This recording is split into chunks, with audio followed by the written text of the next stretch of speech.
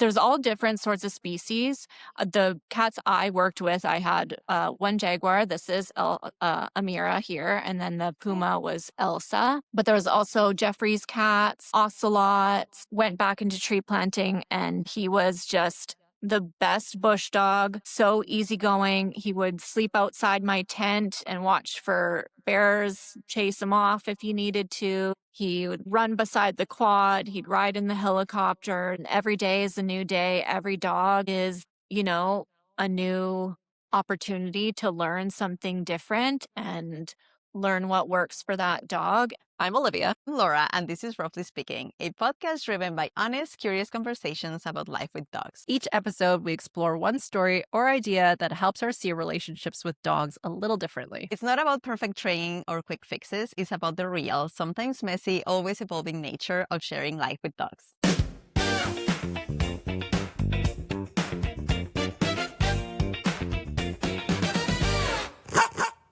Oh my gosh. Right. We just filmed our episode with Camille from Farley's Friends Pet Care. I always have trouble saying it because there's so many I know, and like sometimes I just do Farley. I take the friends away, but it's Farley's Friends. But I love the alliteration. I'm an English person, so I love a good play on words, and I love the alliteration. But we didn't meet Camille until recently, but we have known of her through Instagram and social media for quite a while. And we knew a little bit of her story, so we wanted to make sure we got her on the podcast to talk about all of her crazy life experiences. She's worked with wildcats in Bolivia. She's done tree planting seasons here in BC. And now she has her own business, which is Farley's Friends in Abbotsford. So she had so much to share with us in terms of just her experiences with different species of animals and how it relates to dog behavior and what she's learned along the way, and even being a dog owner to 3 different dogs. So there was just so many great little tidbits and such an interesting and fascinating story to be able to share on the podcast. Because I don't know, for me at least, when you hear someone has worked with like wildcats or big cats, you're like, please tell me more. I want to hear more about this. I need to know more. Yeah, and I feel like that was the vibe for us, like since we knew that part of her story. And like the more we talked with her, the more stories came out. So we honestly feel like, please let us know after you listen to this conversation if you like to know more, because she has stories with sharks. She has done a lot of underwater things, turns out, that she told us after the episode. So we're like, maybe we need to bring her back and continue talking with her about all her experiences. But for this one, yes, like if you are interested, just like us, in working with wild animals like pumas and cougars, which apparently are the same thing, which I didn't know, and just like jaguars,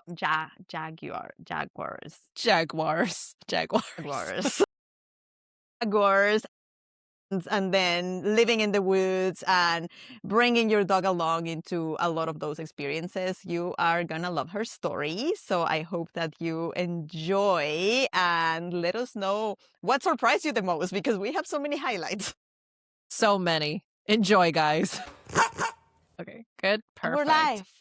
Awesome. Well, we have Camille here on the episode from Farley's Friends Pet Care, and we are so excited because, we know Camille. We've known you for quite a while, but mostly through like Instagram and like social media chatting, and we met up recently in person. Well, you came to my body language class. Yes. That's how we first met, which was a nice surprise. That was such a nice surprise. Yeah. And I have to say that when I met you and like you came in, I told my husband, like, it's so funny because it's the first time we ever meet in person. But I just felt like we were like longtime friends. Like we just say like hello, and we were just wanted to hug, and it was like, it feels so natural. Like I am very excited for this. No, I felt the same. It was awesome. Yeah, it's weird when you just have that relationship over like Instagram or something for so long, and you just feel like you know somebody even though you've never met them before. And when we saw you, we were like, oh my God, it's Camille in person. And where's Farley? Yeah. I always But get yeah. that. I always get that. Where's Farley? He is quite the star, I will say. Like his face, you just want to like smoosh it and just like be best friends with it. Yeah, he's a good boy.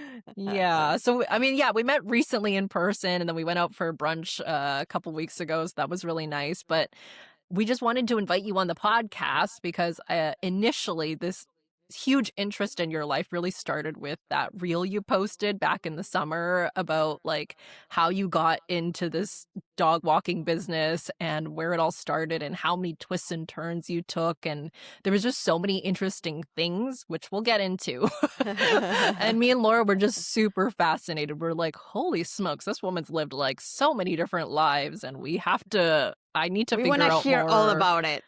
Yeah, because like the tree planting and the big cats and everything, and why is she walking dogs now, and how did she get here? So we're super excited to have you here. So thank you for joining us. But Thank you for yeah, having me. I'm excited. Thanks for being so interested in all my adventures.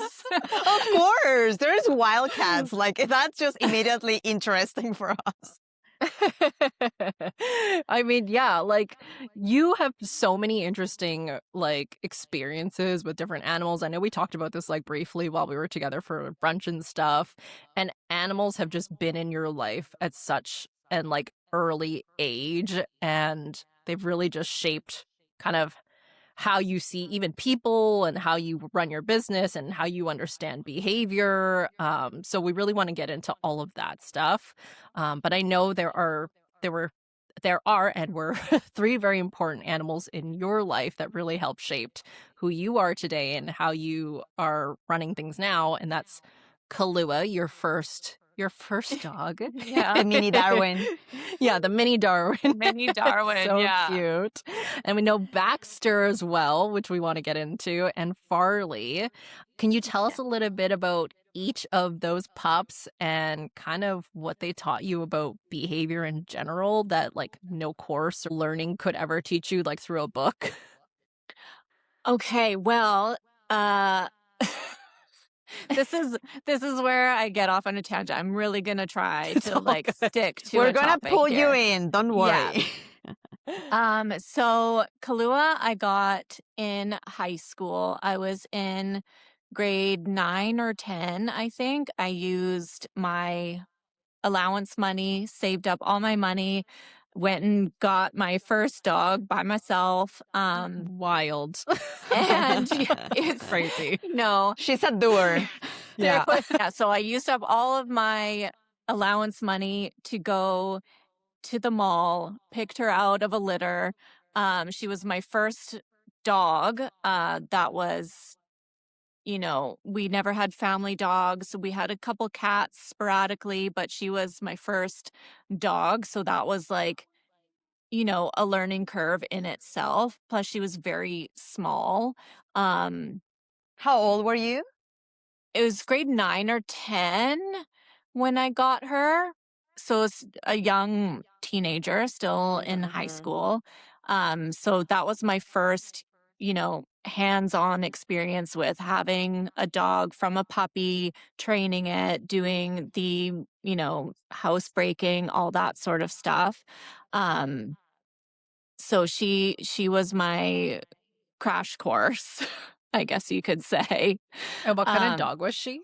She was a Chihuahua Shih Tzu cross So cute. and didn't look like either of those dogs. She looked like a mini Bernese. She had the tricolor of a mini Bernese, which is why I picked her because I would always, liked the bigger dogs, clearly.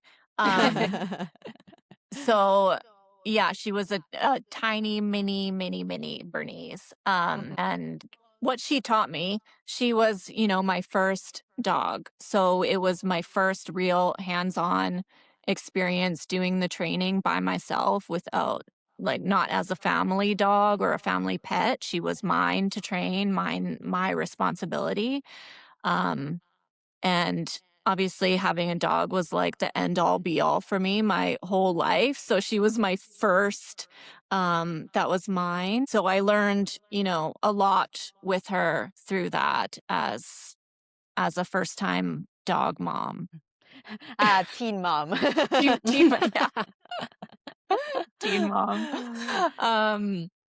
And then Baxter was my first soul baby. You know, you can have so many dogs and cat pets in your life, but there's ones that you just like connect with on a deeper level. Baxter was my first soul baby. He was an orange tabby, the most beautiful grown-up cat, I will say, because he was a Mm. weird-looking baby. But my best friend brought him to me as a gift. So he was a gift to me and ended up being, you know, my soul pet for 14 years. And he showed me, you know, what true love and connection. He was everything to me. Not gonna cry. Um, but he was everything to me. Did and would have done anything I could do for that cat. He was Farley's older brother. When Baxter was 10 years old, I brought Farley home, and Farley is 10 now. Oh. Ooh. Yeah. And he's a Bernese Pyrenees mix. Farley, again, has I don't even know how to put into words what Farley has taught me. Obviously, he has taught me so much more about what dog ownership is and what it's really like to, you know, socialize and, you know, experiencing new things. And I always say I'm really lucky with Farley because he was so easy. Like he was just down for whatever. I was very lucky that he didn't really have any reactivity or any deep problems. But I also immediately put in that work because I saw the mistakes that I made, you know, with Kahlua, and I wanted to improve. Obviously, you always want to, you know, you see where things could have been different and you want to make that better. So Kahlua ended up being super reactive. I was just gonna ask you. Yeah, yeah.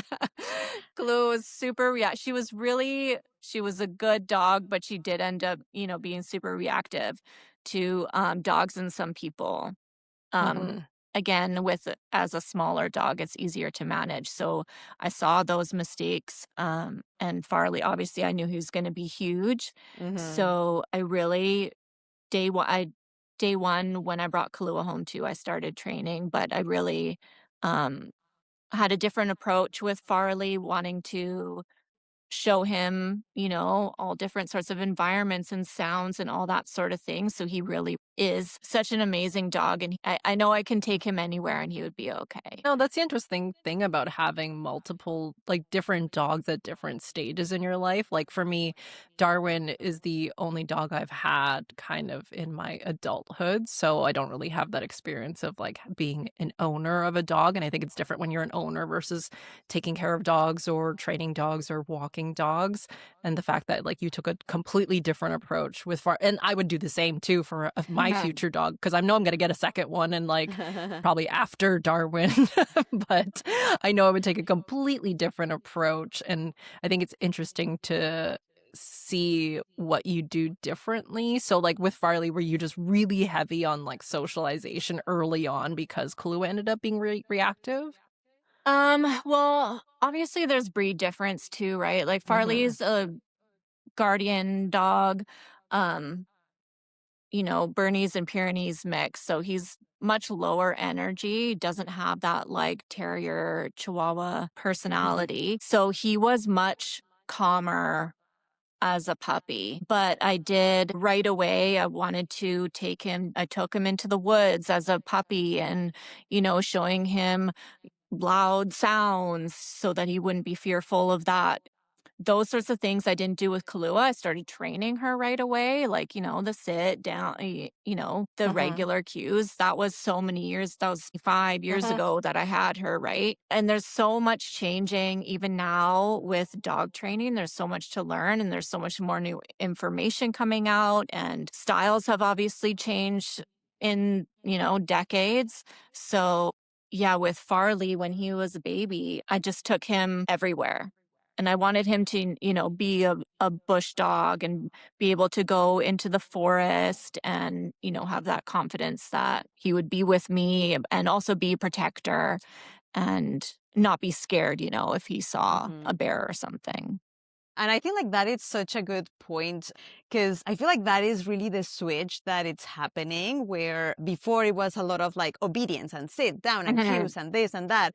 And like really, I think like you kind of like took that approach on your own, but really I feel like as in dog training, that is the shift that I'm seeing where now it's more than socialization. I follow this trainer and she posted up a reel and I think like it was on point because she was saying, I think like if we change the term socialization for exposure, everything's going to Yes. change because socializing for humans means mingling and meeting everyone and saying hello and touching and versus exposure is really just take them places, let them see, let them hear, let them be in the world where you want them to be in the future, stable and calm. And I think like that is such a cool thing that for you, very naturally, you shifted from like sit downs and all of this into I just want to take my dog everywhere where I Mhm. want him to be.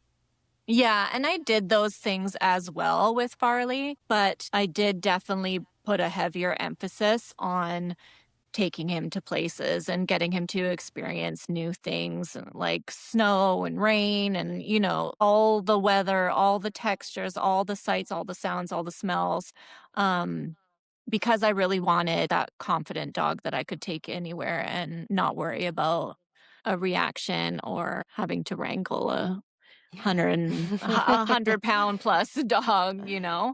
That's not to say also that there wasn't some hiccups or there's things that I would change with the next dog as well. I don't know if you want to get into that now, but I do.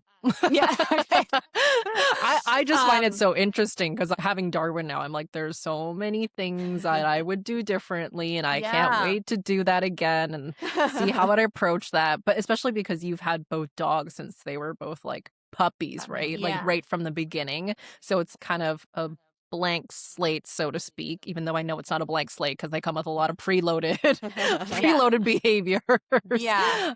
Were you like hesitant at all about getting into training with Farley after you had had Kahlua and like No. seen where? Okay, you were like I ready to go. was Let's do ready. this.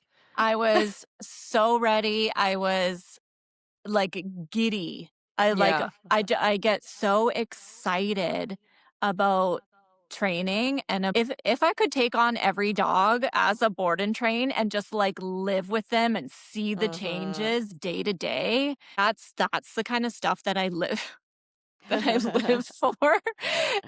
And with Farley, I was just so excited. Probably too much, where I just wanted to teach him everything and get everything going and and Proper. do and do all the things with him because I just love seeing that transformation in a dog and the confidence building. And you can see it when they're proud of themselves, when they overcome something or when they learn something and they feel good and they're like, oh, look what I just did. I'm so excited. Well, I just want to use this. I mean, like now that I saw the cat going in the back, I was just like, okay, yeah, the cats. So, I mean, we're going to touch base again with Farley, especially because I think like it connects perfectly with what you were saying of like how you put a lot of attention into exposing him to all the things.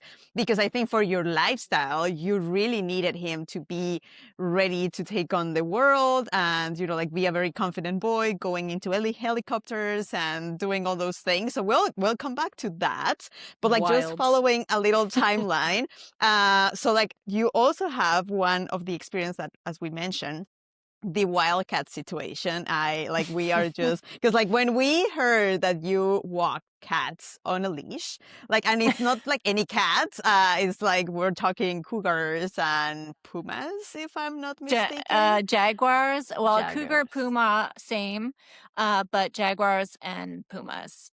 So yeah, like that's definitely a type of animal that neither me or Olivia have had experience No, working definitely not. with and just like having them up close. So we just want to hear kind of like your experience working with them. So just if you can first start explaining why you ended up in Bolivia working with wildcats, and then we'll kind of like just go into the specifics of your working there. So the why, I was on a backpacking trip in South America for about 5 months. And before I go into a trip, every country I go to is centered around, the animals that I can see in the wild there, whether it's sharks in the Galapagos or the jaguars in Bolivia. And so I do a lot of research beforehand on like what new species I can see out. And in that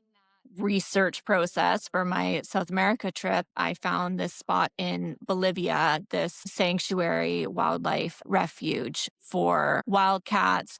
There's also monkeys and tapirs and other sorts of animals there that are rescued from black market trade or circuses or surrendered from being someone's pet from zoos, or if they're injured or if they're trapped and have an injury. The laws in Bolivia at the time, this was almost 20 years ago now, it's very hard with their laws to be able to rehabilitate an animal, say if it has an injury, and then re-release it into the wild if it's had any sort of human contact. So what this sanctuary did was try to give the animals the most fulfilled life as possible with the most enrichment as possible for their time until they could be released potentially in the future, or for the rest of their days, to sort of give them that good life without being stuck in a cage or having to be euthanized. Mm-hmm. And how many cats were there? Oh gosh, there's all different sorts of species. The cats I worked with, I had one jaguar. This is Amira here, and then the puma was Elsa. But there was also Jeffrey's cats, ocelots. I worked with the Jeffrey's cat briefly, but yeah, there was a bunch of different species, probably 20 to 30 cats at the time. Okay, yeah. Yeah. And then there's a cat coordinator, and they would assign they would assign you the Yeah. cats to your level of experience or Mhm. what, they think you could handle. Not all the cats were walked. It was only the ones that were, safe, that had Mhm. prior human contact. And with what was no your primary job for the cats? So when you're assigned the cats, you feed them, you clean their enclosure, then bring them water. We'd walk down to their areas with like those big gallon buckets of water, Mhm. bucket of meat, um, doing the enrichment, hiding the meat so they could search for it, just, like a find it for the dog. A massive hiding find it, it. hiding it in the bark, in the trees, in the branches. Um, Wrapping it up in like the banana leaves, that sort of thing. And just keeping an eye on their overall health as well, to report to the veterinarian if you see any, like hot spots, or if there's ticks or any sort of difference in their change in behavior or health that you notice. Um, and just being those eyes for them. Mhm. And what were the like safety protocols? Because I mean, like at least for me, like everything sounds so like I don't know, it could potentially go very Yeah. wrong when it comes to the I'm big like, is there a cats. two-buddy system? Like, do you always have to have someone with you, or like what were the safety protocols involved? I mean, I won't go too much into detail on this part, but it was 20 years ago. It was a volunteer thing. I was there in wet season as well, which there's not often a lot of tourism at that time of year. The mattresses that we slept on at night were hay. Oh gosh. There was no electricity, no hot water. That Oh sort, like, my we were God. just in the jungle with these cats. And That's yeah, wild. we there was rules to follow. There obviously cats that weren't safe to be around. You wouldn't come into contact with those cats. I don't know if I want to go into too much detail because I don't want any like backlash for them or whatever, but I will say that it's a crash course you learn really quickly. You have to adapt really quickly, which is something that I think I'm really good at. And yeah, you just learn to watch the body language of the cats you're working with really quickly. There's like files on the cats, so you know what you're getting into Hmm. and you can read up and like look. And I had pulled out my journals from this trip to look to see like what my first day was like with the Uh-huh, cats. uh-huh. And you shadow for, a little bit and then you're on the cat for however long you're there. When you're working with the cats, at the time it was 2-week minimum so that they know like they wouldn't want people coming in for a day and working with these Uh-huh. cats and then just taking off just to like, be Uh-huh. able to be close to a cat. They wanted dedicated people that wanted to stay there and work with the cats to provide consistency for the cats as well Hmm. because some of them, Elsa especially, she had some quirks and it took her a little bit to trust and she's a cat that needed consistency. Yeah, just she needed that trust with her handler to be able to go for those walks and have that bond. And it did take a little bit for me to bond and connect with her after being like she obviously had a different person before me and we trained together and then she was passed to me and yeah.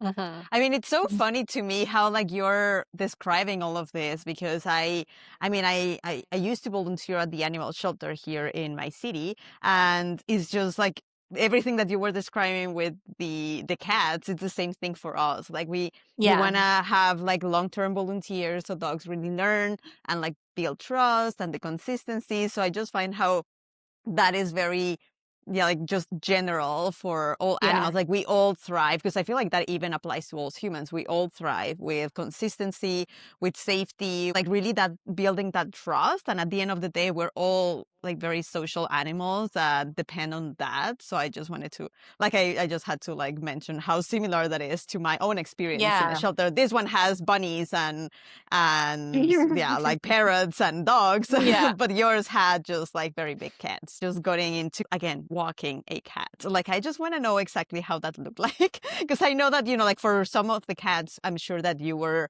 mainly just working in the enclosure, like cleaning and doing all of these things. So like at what point and how did you know, like how did they define which cats were safe to go and like kind of like 'cause I was just thinking of when Olivia got Jackson, which is I think like the Mm. biggest dog that we have in our Curiousness crew. We were like, whoa, like reactivity with a big dog, it can look very different ways, and we want to make sure that you are safe in that situation. So when walking a cat, is that like within an enclosure, like just bigger to allow them more space, or were you really kind of like stepping into the jungle and say like, okay, let's go in here? Like how was that experience?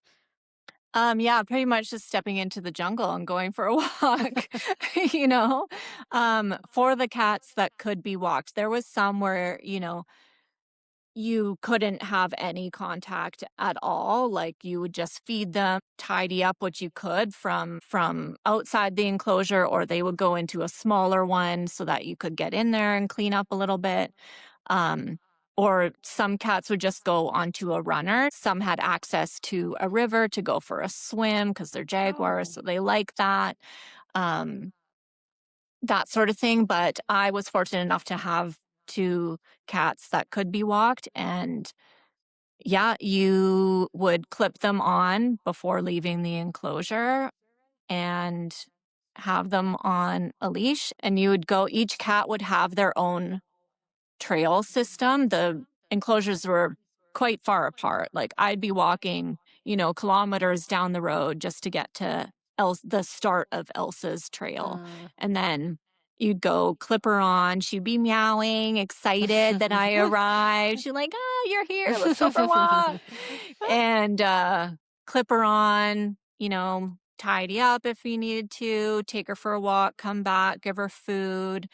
Sometimes we'd be out with Elsa, especially because for the first, month or so, she was the only cat I had. So I had her morning. go back for lunch and I'd have her in the afternoon. So some days I'd be spending like 6 hours with her out in the So jungle. cool. Wow. Yeah.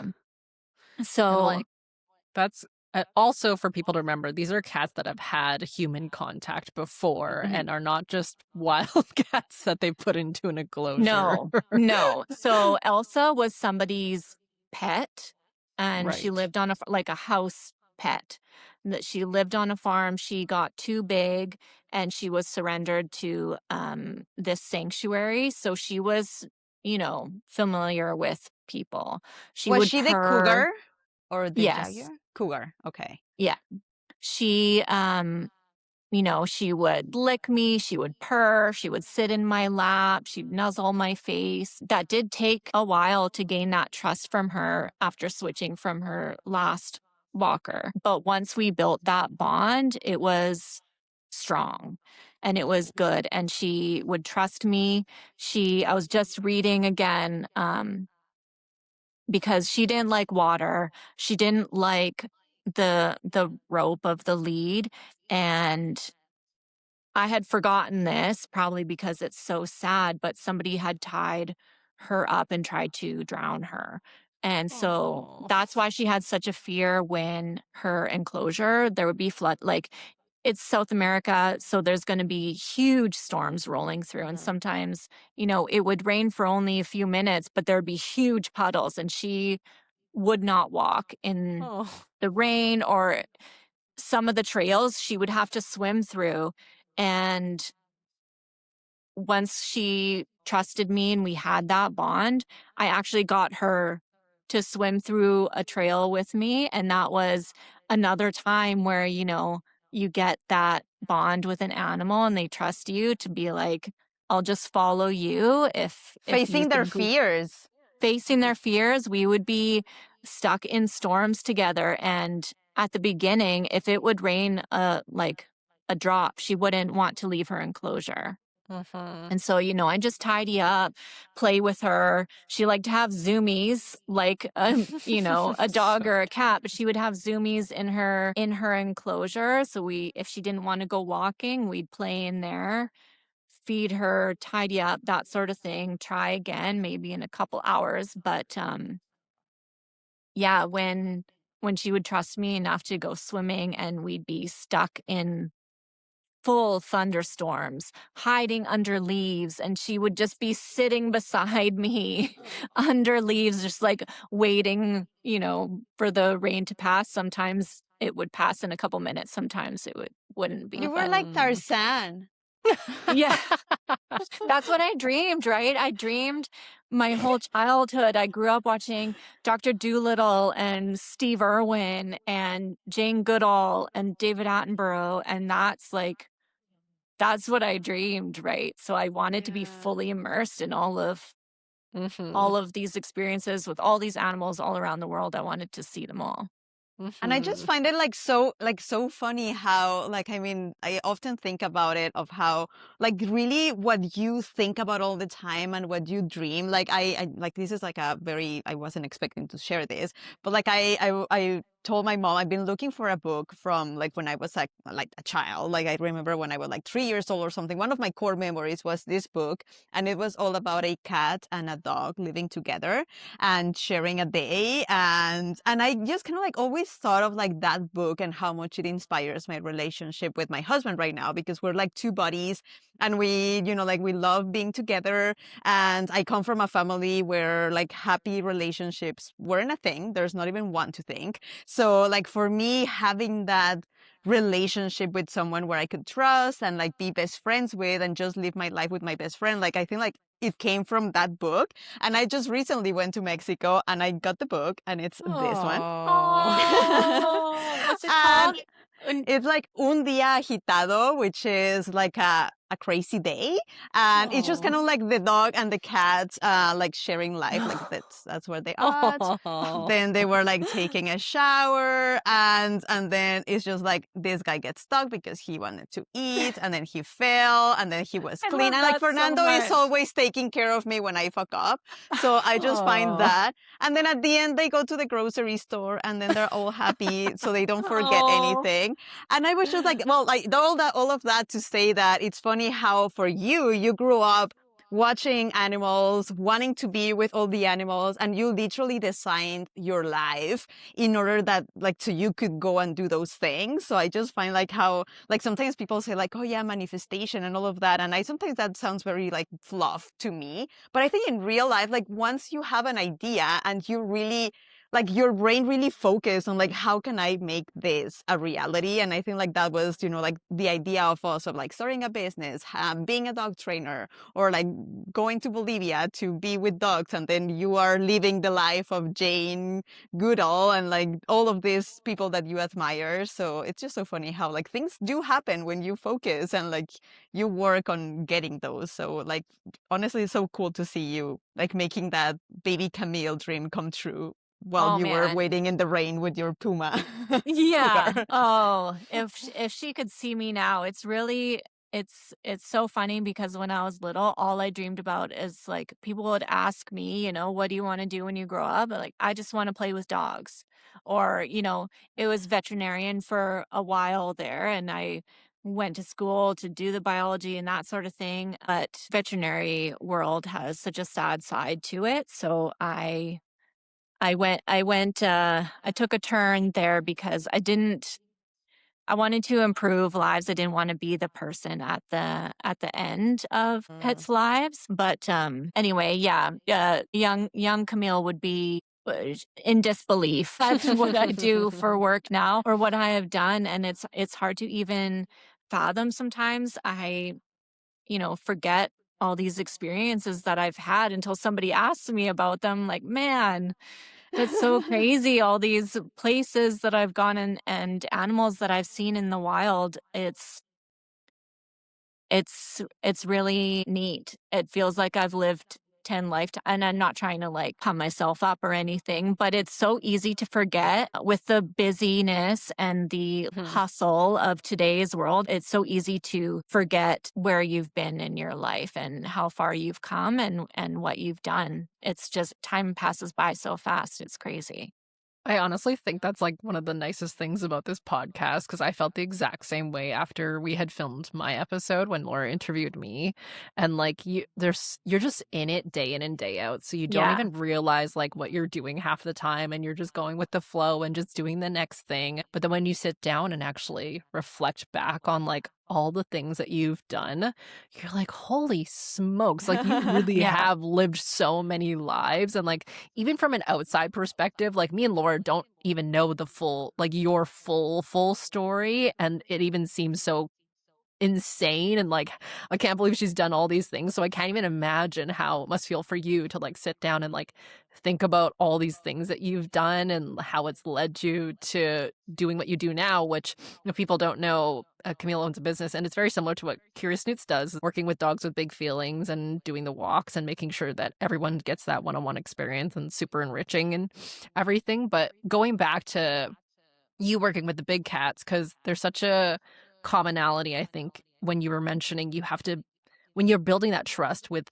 animals like that, you really have to take your time and go slow and really understand their body language. So, what would you say are like the similarities or differences of like paying attention to a big cat versus like paying attention to like a reactive or big feelings dog? Like, what are the things that you're looking for? What is different between the species?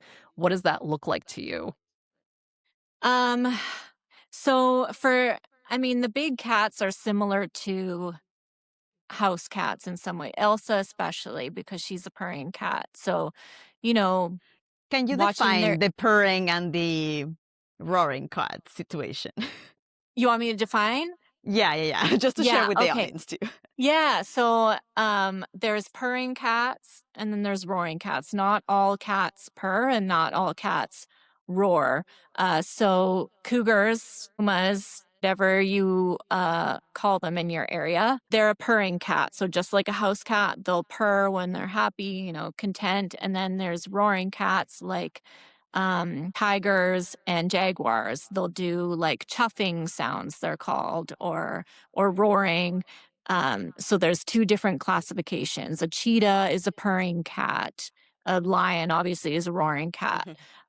Yeah, so Elsa, the puma, and Ronnie, my house cat, are quite similar in, you know, watching their tail flicks, you know, how cats, when they start to get agitated, they'll start flicking their tail, or watching their whiskers, you know, if they start to get more tense, watching their ears, watching their eyes, their pupils, and then tension in the body too, just like dogs. You, some of the time, some dogs don't have any buildup and they'll just flick that switch and they go from 0 to 100. But when tension is building in their body and you can see them sort of stiffen up and their tails start to move, just watching for that body language. Otherwise, I would say dogs and cats are pretty different in the signs they give, but you're still watching for the same things. You're still going to watch a dog, you know, you're going to watch the tension in their face and their mouth and their body and their ears. Where is their tail? What is that doing? And that sort of thing. Mm-hmm. That's so interesting. I mean, big cats are a completely different category. Like they're in themselves. So I can understand why you would categorize them differently, but like how you see them is very similar, but the signs are just different. But just a larger scale signal. yeah, right? Much larger scale. Much larger, yeah. More dangerous too. Yeah. But just to like wrap up that kind of like experience and time in your life, what were kind of your expectations before you had even gone into it of like what you thought working with a big cat would be like versus what you ended up actually going through? I didn't. That's tough because I had a couple of friends who were at the sanctuary before. They were leaving when I was arriving. So I had some idea how it was going to go. But it was also the era like before social media, really. There was Facebook, but you know, so there wasn't a lot out there. There was pictures and stuff and word of mouth. So I had a vague idea, but I tend to sort of just jump in with these sorts of things with animals. I like, if there's an animal there, I'm going. I don't really think twice. Like I research areas and I research places to go, but once I'm set on going, I go, and I just jump all the way in and I'm just ready for it because I knew what I was going to gain from it is like so huge. And I was so thankful for the experience. And I still, when I think about it to this day, whenever I get to talk about it, I just get so excited because it was an experience that I'll never have again, probably. It's changed so much in 20 years. I know that they have electricity there now, for instance. So, and beds, maybe. So it was like bare bones, nothing, living in the jungle and just living and breathing these cats and just being fully immersed in that experience. And that is just something I live for. And that's why I love doing this one-on-one work with dogs because you're in it. It's you and the animal, and you're just figuring it out. Every day is different, you know, just with every animal. There's good days and bad days, and you're just quickly adapting to whatever the, you know, vibe of that day is, right? And speaking of that, is there anything like, because you've had experience with cats, big cats, dogs, ducks.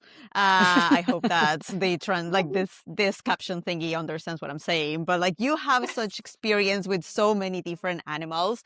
Do you find is there anything that you feel that across species continues to be, I don't know, like the same? Or is there like any commonalities through like all your work that you've done with all the animals that you say, I don't know, like these things? I kind of like example the trust situation that we were just saying of how to really start working with an animal, you really have to put in the time and earn that trust. So is there anything else around those lines that you think that, from all that experience, you've been able to generalize into all the work with animals? I mean, I think that's it, is we all speak that language of trust, right? And animals are going to pick up on that too, no matter what species. Um, if they feel safe to be around you, then, you know, they'll be invited to be around you. And I think that's the main thing is, if there's that experience or whatever, don't know the words I'm trying to say, but Like the bonding? yeah, the bonding with them, building that connection, building that trust, um, to really see growth. Because if you're just, in and out of a relationship or not trying to connect or not trying to bond on that deeper level, then it's just going to remain a surface level with Mm-hmm. that animal, right? Mm-hmm, mm-hmm. Mhm, And it's mhm. it's funny because that's a big thing of why, at least for my walks, and like this is something that you and me, we've been trying to build our teams and like incorporate more people. And something that I often think about is that for me, it's such a key part, the relationship building aspect of things. Because I know there's other dog walking companies out there who they just kind of like they have a roster of walkers, and then they just, like if a client needs one, they send someone else, and then they're just kind of like jumping around. And for me, that has like, it's just like, I cannot conceive how that works and how I could make that work in what we do. And I think it's because we do specialize in dogs who need and thrive with that relationship. I'm sure there's a lot of dogs who, like they just go and they're happy to go with whatevs and then just want to go out. But I think because of how we work with dogs who do need that, who do need the time, the trust, the space. And I think like you do accomplish, like kind of like you unlock a part of the animal, in this case with dogs, but like it can really be connected with everything else, where once you have that layer of trust, then it's that next level of growth. And like, them, where they're more like, maybe they need to refine certain skills, or the things that are spooky to them and the things that they're challenging to them. So you can really like design everything that you work with them in a deeper way, which I feel like that is true for, like, I think the three of us, the way that we work with animals, it's very based on that and teaching humans how to bring that part. So I love that your reflection after all of these animals is that really trust is king in this case. Yeah. Sorry, Look he's at just this trying to get boy. comfortable. I love that. He's Bring him he's in. having a bit of a sore morning, so he's having a hard time Oh. finding good position. But yeah, I think speaking to your comment, Laura. Yeah, look who's that over there. His face just takes up the entire camera. He's just like every time Farley's on camera for people listening on the podcast, and it's so cute. Yeah, there. Okay, there you There go. we go. Yeah, I think it's harder for us to fathom that sort of situation because most of our dogs, if not all, wouldn't thrive in that sort of environment. But I Mhm. do know, like my aunt's dog, she is just happy. She's a lab. She's happy as a clam, no matter like who's in the room, right? So some dogs are, fine with different person every day, or some dogs can adapt easier to change in their Mhm. routine or change in their handlers. But since we specialize in bigger feelings dogs and dogs that need more of that consistency and routine, it's harder to gauge. But yeah, every dog is different, everybody's Mhm. needs are different. Every dog can, adapt differently or is more sensitive. And that's also what I love about this job, is figuring out where those lines are with each dog, and challenging them enough to grow but Mhm. not pushing that boundary, and figuring out where they fit Mhm. in that box. Totally. I I love feel it. like Ricky, my husband, reminds me of that at least once a week when I ever have like a frustrating moment with like another dog owner on the street when I'm out with Darwin. Because like through my lens, I'm just like I primarily only work with like dogs with big feelings or reactive dogs or have Darwin, and sometimes it's very easy to forget that other dogs are just totally normal, okay, being going through life and not having any issues, and their owners wouldn't know otherwise because that's the dog that they've known all Mhm. their life. And sometimes you're like, ah, why did they have to walk this way and follow me down the street? And you're like just getting frustrated Yeah. for silly, stupid things that no normal person would get frustrated at. But it's having a reactive dog, it can be such like that. This is getting into a whole other topic that I don't know if you want to like breach right now, but have like until you experience that reactivity or that level of reaction and the repercussions of it afterwards and the recovery, uh, you just can't explain it to anybody, and Mhm. people who don't have a reactive dog won't get it. Mhm. And so I totally get that feeling of being frustrated in those moments because it can create such a setback in training. Mhm. Just, any interaction or, it can set the whole vibe of the walk off. And yeah, if you've never had to deal with a reactive dog, Bless your soul. you're bless you, Yeah. bless you. Um, Yeah. but yeah, I get that. I get that. Now, I do want to dive into Farley because he was just being so adorable right now. He But was we like, want "It's to, my yeah, time to he's shine." like, let's talk about me. But I do want to talk about it through the lens of your tree planting era because I think that's so fascinating to have. Because you got Farley before you had even started tree plant. No, in the midst No, of I it. started. So it was after the cats. Okay. I had met somebody at the cat sanctuary. We were talking about traveling, and they recommended tree planting because it's sort of a similar living type situation. Obviously, you're in a camp in the middle of nowhere sort of thing. The cat sanctuary had buildings.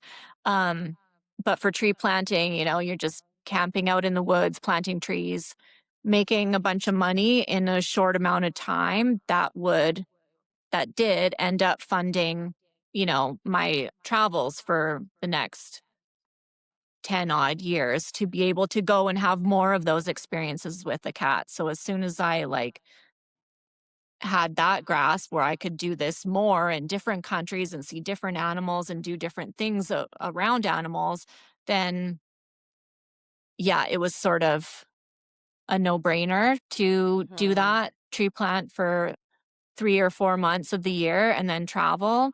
Um, and and then eventually ended up going back to school.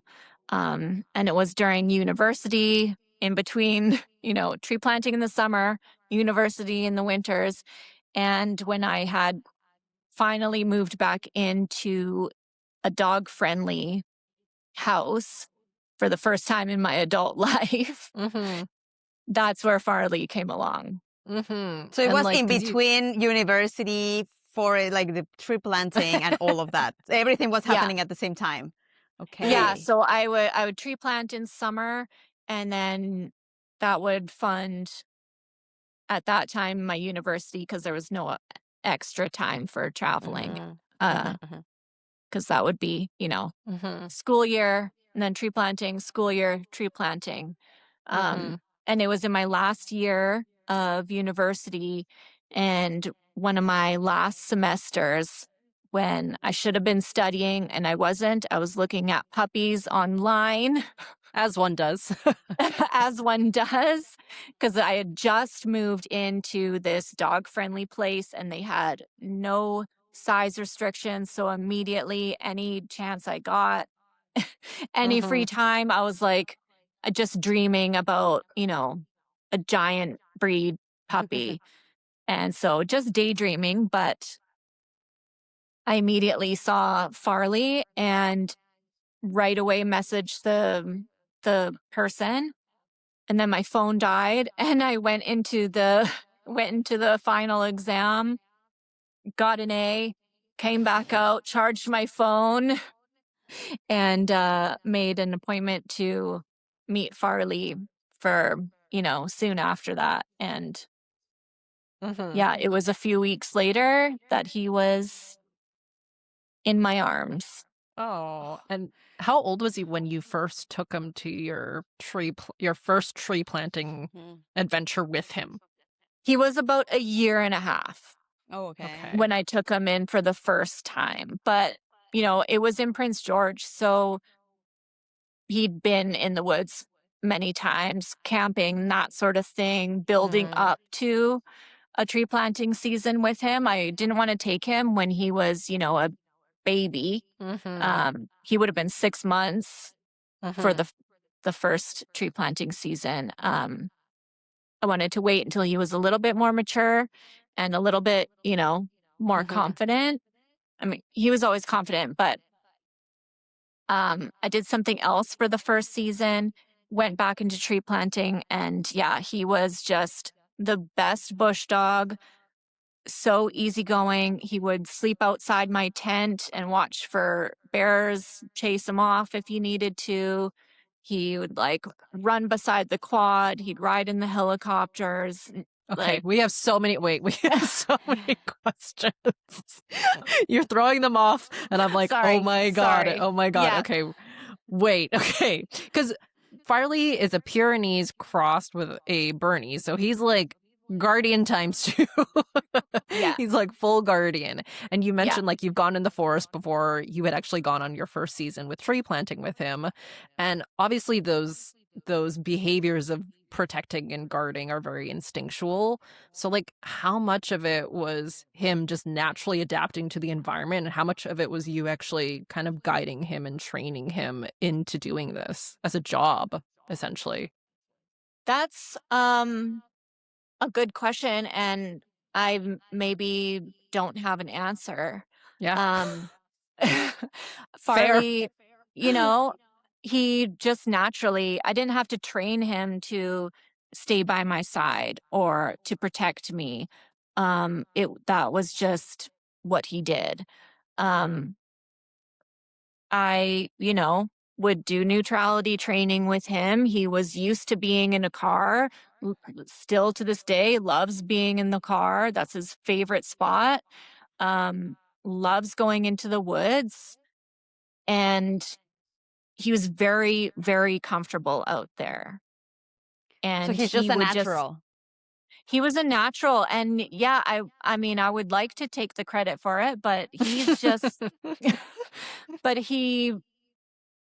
yeah, there's no way to tell if it's, genetics or training. I think it was a combination of both. He just naturally wants to be by my side, and he would follow me through the woods, uh, obviously when needed. And, when he was tired, he'd walk back, and at the end of the day, I'd come back to the truck and he'd be sleeping beside it. So he just he just knew, and that's why where that luck comes into. It's just you never know what you're gonna get in terms of genetics, even with his litter mates. I'm sure that they were all different, and you just work with what you got. And I'd say it's a 50-50. We just worked well together to have a good life out in the woods for a few years. And now, like, I have, like, with the helicopter stuff, because, like, I feel like that is such a different experience for, like, so many dogs. And I think, like, now that you were mentioning, Olivia, I think, like, because we come from a background of working with sensitive dogs who maybe even stepping on something plasticky is a challenge. So like it's easy to really think that, like, extrapolate that all dogs struggle. And that's something that surprised me now that I went to Mexico and I was like just seeing the street dogs there. But it's just like, man, like this dog's like, this guy just like ran next to the dog and the dog was just like, oh, there you go. And like in my brain, it's just like, oh my God, maybe he's gonna like scare him or he's gonna bark or he's gonna do this.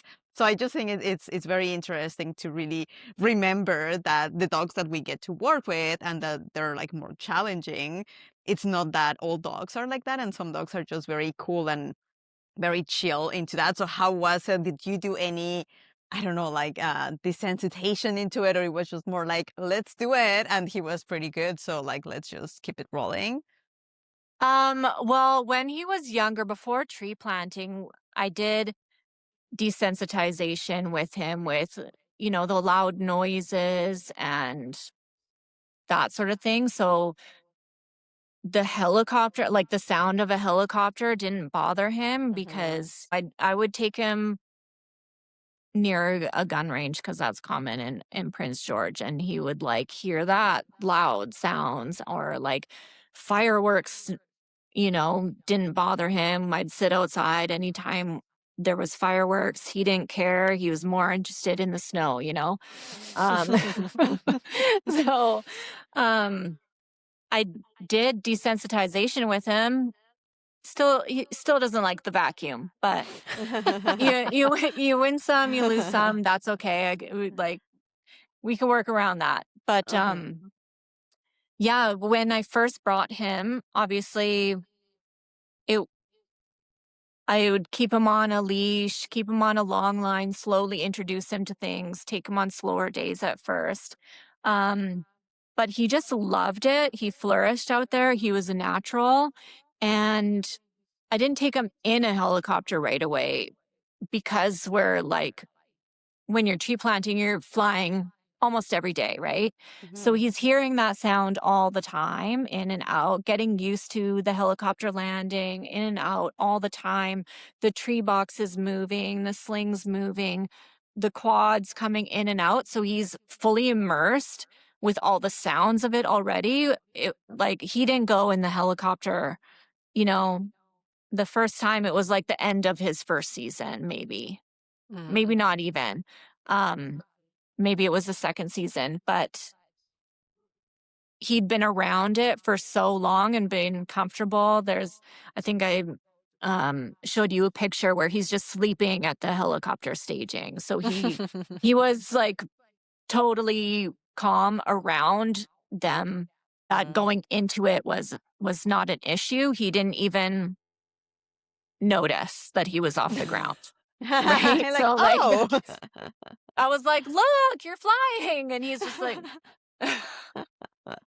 I'm just he's chilling just like here. looking out the window. It's loud, obviously. Yeah. His first flight was very short, and then his longest flight was 45 minutes. And then just touching base on, because I feel like you gave him for like a Pyrenees Bernese cross. I think the life that you were giving him right now with like the tree planting and all these experiences and him actually working, like like putting his skills into place. So I'm just wondering, how was it? Because I'm sure he was living, I mean, based on the pictures. And by the way, everyone who's listening, if you're on Spotify or Apple Podcast, we're going to be showing you pictures of all of this on YouTube. So if you want to go there and you're curious to put just everything that Camille is telling into visuals, go on YouTube, because we're going to be putting pictures of like the cats and the first dogs and all of that.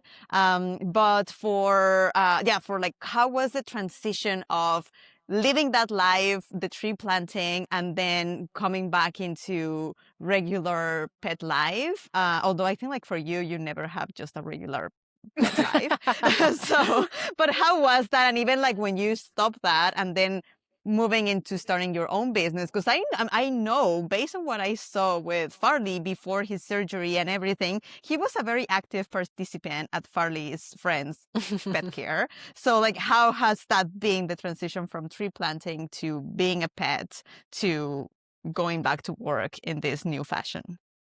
I mean, he's a giant breed, considered giant breed. Um, so it was the timing just worked out for him. He was tree planting with me for 3 seasons. I 3 He tree planted with me for a few seasons right in like the prime of his life, right? So when I retired from that life and wanted to, have a bit more grounding and staying in one spot, it was the right time for him as well. He was getting older. This was only a few years ago when I moved back to Abbotsford and got into the dog walking, and I was an assistant trainer um, with another person here in town. And he was able to, play on the farm and run around and still be outside and do all of that as he was getting older and sort of like winding down in terms of energy and what he Mhm. was capable of. So sad to think about. But he's still in the early stages of Farley's friends. He would come out, he would come with dogs that that needed some more confidence. I had one client early on who um their puppy sibling had passed and she was really Mm. lonely, and Farley would come out and walk with her and give her that confidence, and she got, really excited to go out for walks again because she was grieving her sibling, Mhm. right? And she was looking for that companionship again. So he would come out with dogs like that, or, nervous puppies that needed a confidence boost around Mhm. a larger size dog, because Farley kind of, as we've been talking about, he's just kind of doing his own thing. He's fairly neutral. So for some puppies, just seeing a dog this large is like exposure enough for them. And like just being able to like be in the same area as him gave them, some confidence. And um yeah, and he made friends with a lot of the puppies on the way. Obviously now he doesn't come on any of the walks because Mhm. of his recovery, his injury and recovery. And yeah, he's not fully retired. Well, I haven't. I don't. Hey, buddy. Um, we'll see. I don't want to put that pin in it yet, but yeah, Mhm. he's been really helpful with some of the dogs. Mhm. I remember like Bree and him, and I just like remember like him swimming around, and then Bree just going around him like in circles, and it was just Oh so nice yeah. to hear that. Yeah, she loves him. She is obsessed with him. And yeah, they were really good friends. Farley gave her a lot of confidence to be around bigger dogs because she's, a little gal. And sometimes dogs need that, not even companionship. Sometimes they just need to see another dog doing a thing to be like, "Oh, okay." Mhm. You know, it's not so scary, or it's not, something to be spooked about. I can just, Mhm. go down that trail. It's not Mhm. scary, or, whatever the Mhm. thing is sometimes. Yeah, and honestly, that applies to me too. Like this podcast, that was something I was mentioning that for me, so many times to think that something's possible, you have to see someone else doing it. And I think like it applies the same thing with dogs. Even like for me, like I just had this thing with Cooper who couldn't go on like a little plasticky thing. And I literally went in there and then he was just like, oh, I Oh, can yeah. do that. So Yeah. like sometimes you just need to see someone else doing the thing, and then like it just opens a new world of possibilities. So I'm sure that Farley was very good with a lot of doggies in Oh, Yorkshire. yeah. Because he would just, anything. Back in the day, he could blow through anything, jump over anything, do any sort of agility. He was on the playground doing all the things. He he was a bit of a wild man. So, I want a Farley as my next dog, please. so do Just a I. And copy. it's one of those things where, we talked about genetics, and it's like, even if I got the same mix of dog, there's no guarantee that they'll Mhm, be Mhm. as good as Farley. mhm. It's Totally. Yeah, never, he's a unique boy. he's a unique boy. He's a good boy. So we can't just copy and paste him. If that was possible, I would be first in line. Can you make 3 for me, please? Yeah. Yeah.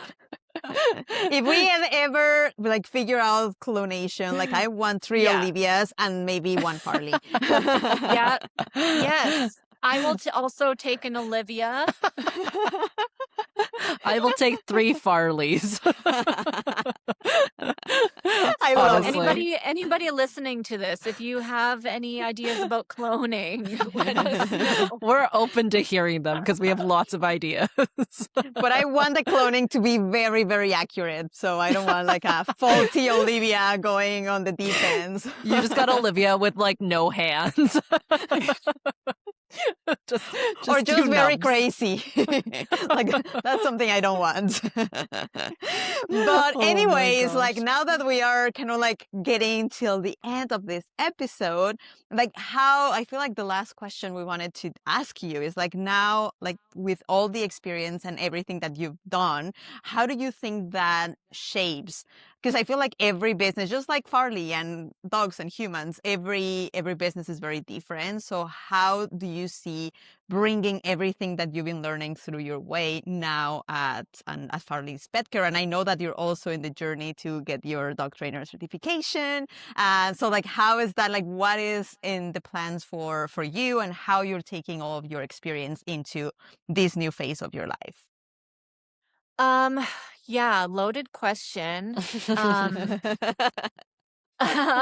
I think working with dogs is something that I've studied for my whole life. I would walk around with a backpack full of books about dogs and just memorizing, all the breeds and everything I could remember about everything. And same with wild animals, watching all the shows and stuff and just trying to continually learn as much as I can. And I don't have all the answers. Nobody has all the answers, and just Mhm. wanting to learn more and more and more. And every day is a new day. Every dog is, a new opportunity to learn something different and learn what works for that dog, and to be it's using that adaptability from the cats, from traveling. I did most of my traveling solo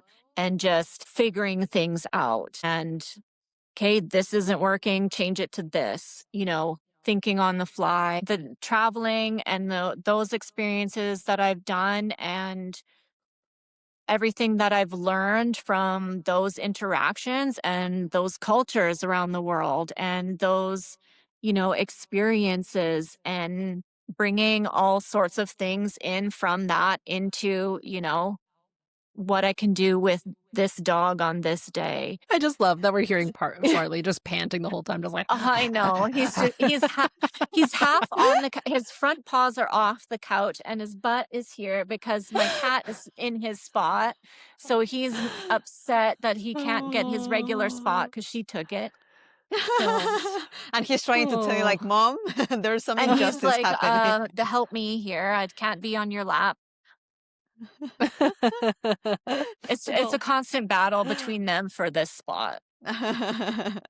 It's No, never I my love spot. that. But I love how, like, it's really, I feel like at the end of the day, it's really just taking one day at a time. And that's something that I am personally learning myself, of just like being present. And I feel like that is at the end of the day, the biggest thing that animals teach you, that they live so in the present.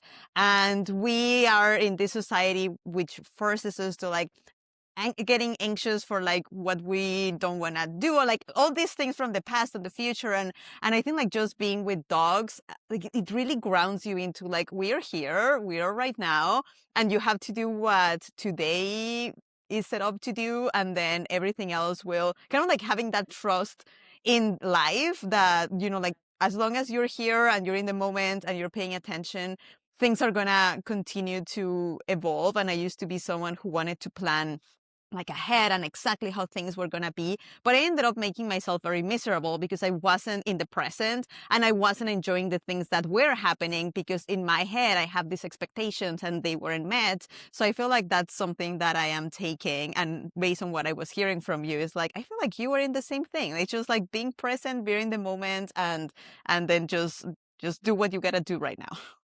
Yeah, you put it a lot better than I did. So thank you for that.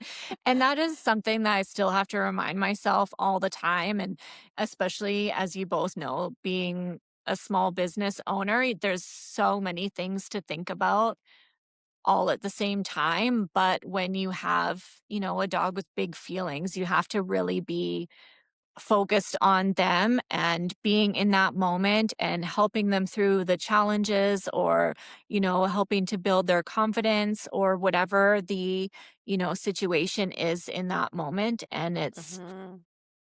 yeah, it's but I do bring a lot from all those trips and all those interactions and experiences into my day. Sometimes I'll be with a dog and be like, you remind me of a cat I once used to know, or, something like that. But yeah, it's really, there's so many similarities and so many differences. And that's the beauty and the joy of it too, is Mhm. just figuring it out. I love that. We Totally. can call the name like the episode like that. But anyways, well, Camille, like so we can like let you go on your day. Like, Wait, can you wait, just wait, wait, share? wait, Oh, wait, wait, wait, wait. wait. I have one more question. Just real quickly. We need to ask her because we ask everybody. Oh, yeah. Camille, if you were any type of dog, breed, or just a type of dog, what would you be? Okay, so I thought about this, and my answer is a cat. I Honestly, love love it. it. I love it. We need to And expand it's to funny animals. because Yeah. I started my animal journey inclined to big cats. Like even when I was younger, tigers were like Raja, Raja Mhm. and Lion King, obviously. Yeah. Um, much more inclined, like I started my love of animals with big cats. So I started my pet journey as cats as well. And I feel like I identify with them personally, but I Mhm, mhm. understand dogs just as well because yeah, I that's love it. that. Yeah, I think it's very accurate because you seem like a very Mhm. independent, yeah. like Solitary, yes, nomadic lifestyle, like nomadic. Yeah, totally a cat. yeah. Pet me only when I want to be pet. Very Or I can bite specific. you. Very Yeah. specific. Yeah. Um, yeah. So I thought about that, and that's my You're answer. like Much. a cat. Yeah. You're a cat in a dog's world. I love it. Exactly. Exactly. The best of both worlds, right? Yeah. I love it. And that makes a lot of sense. So how can people find you? Where are you? Your information, like all of that stuff, if you can share?